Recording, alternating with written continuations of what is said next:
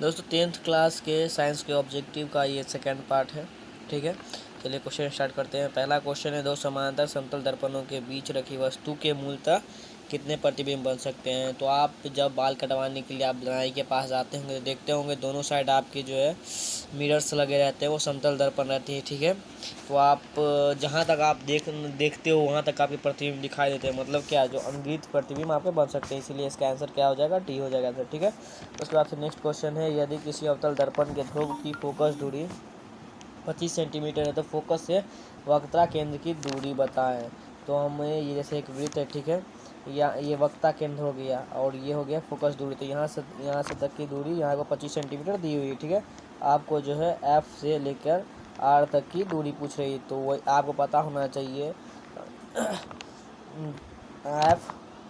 F बराबर r/2 होता है या r बराबर 2f होता है।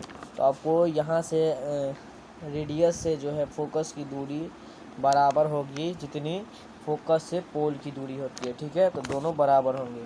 ठीक है, उसके बाद फिर आप अगला क्वेश्चन देख लीजिए। इसका आंसर क्या हो जाएगा, आपका 25 सेंटीमीटर हो जाएगा। ठीक है, फिर नेक्स्ट क्वेश्चन, आपका नेक्स्ट क्वेश्चन है तीसरा, हीरे के अपवर्तनांक 2.4 है, हीरे के में प्रकाश की चाल क्या होगी। तो आपको उसका फॉर्मूला पता होगा, 1 आप जिस मीडियम है मीडियम यहाँ पे मीडियम होगा इनटू निर्वात में प्रकाश की चाल। निर्वात में प्रकाश की चाल कितनी होती है, 3 × 10⁸ मीटर पर सेकेंड। ठीक है, तो आप मीडियम का क्या, मीडियम कितना है इसका अपवर्तनांक 2.4 है, तो आप इससे कट खुट करके भाग दीजिएगा तो आपका आंसर क्या आ जाएगा, 1.2 × 10⁸ मीटर पर सेकेंड। ठीक है दोस्तों, तो उसका आंसर क्या हो जाएगा, डी हो जाएगा। ठीक है, तो उसके बाद फिर आपका नेक्स्ट क्वेश्चन है, लेंस की क्षमता का मात्रक क्या होता है। लेंस की क्षमता का मात्रक आपको क्या होता है, पर मीटर होता है, यानी 1/मीटर होता है इसका लेंस की क्षमता का मात्रक। ठीक है, उसके बाद फिर आपको नेक्स्ट क्वेश्चन देख लेते हैं। उसका पांचवा क्वेश्चन है, चंद्रमा पर खड़े अंतरिक्ष यात्री को आकाश प्रतीत होता है, किस कलर का प्रतीत होता है। तो आपको पता होना चाहिए, चंद्रमा पे कोई भी अंतरिक्ष यात्री खड़ा होगा तो उसको आकाश कैसा नजर आएगा, उसको काला नजर आएगा। ठीक है, इसका आंसर डी हो गया। उसके बाद फिर अगला क्वेश्चन है, छठा क्वेश्चन है, विद्युत धारा की प्रबलता को नापने के लिए किसका उपयोग किया जाता है। तो विद्युत धारा की प्रबलता को नापने के लिए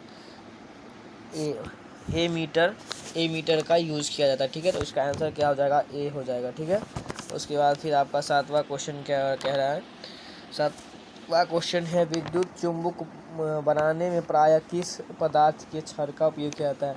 तो विद्युत चुंबक बनाने में नरम लोहे का यूज़ किया जाता है। ठीक है, उसके बाद फिर आपका जो है आठवां क्वेश्चन क्या कह रहा है, कौन सा अधातु विद्युत का सुचालक होता है। तो आपको पता होगा ग्रेफाइट जो विद्युत का सुचालक होता है अधातु होते हुए भी। ठीक है, तो इसका आंसर बी हो जाएगा।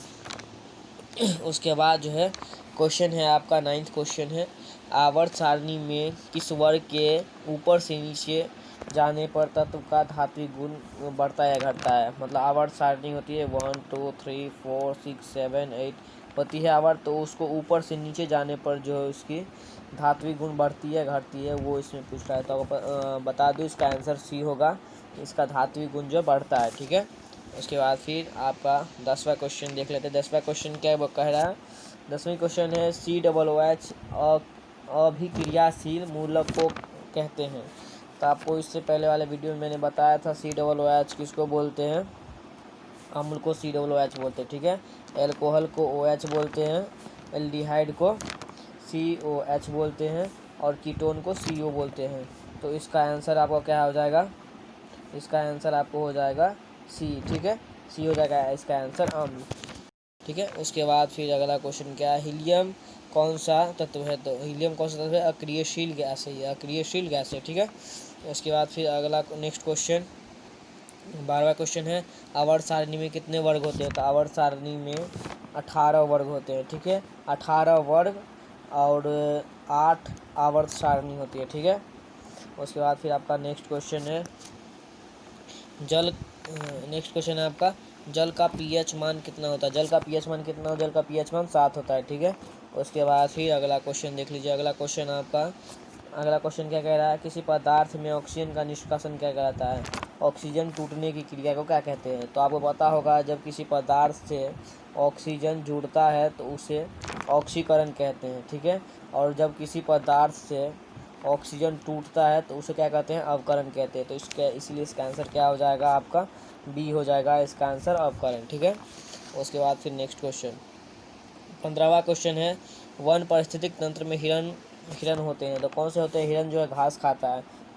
जो कोई जीव घास या किसी पेड़ पौधे पे निर्भर होगा तो उसको प्राथमिक उपभोक्ता में आप रखेंगे, ठीक है। तो इसका आंसर क्या हो जाएगा, इसका आंसर हो जाएगा बी, प्राथमिक उपभोक्ता। उसके बाद फिर अगला क्वेश्चन है, हमारे शरीर में विभिन्न जैविक कार्यों का नियंत्रण होता है।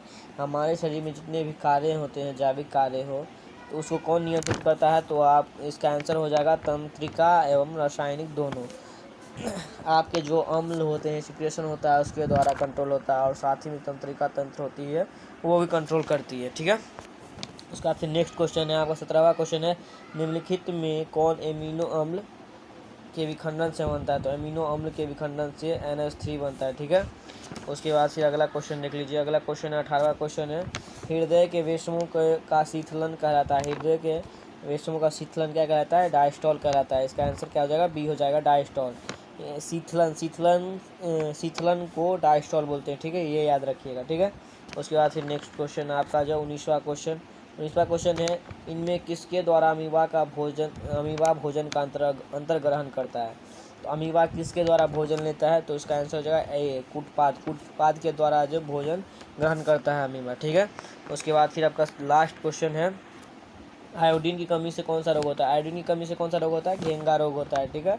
आयोडीन की कमी से घेंगा रोग होता है।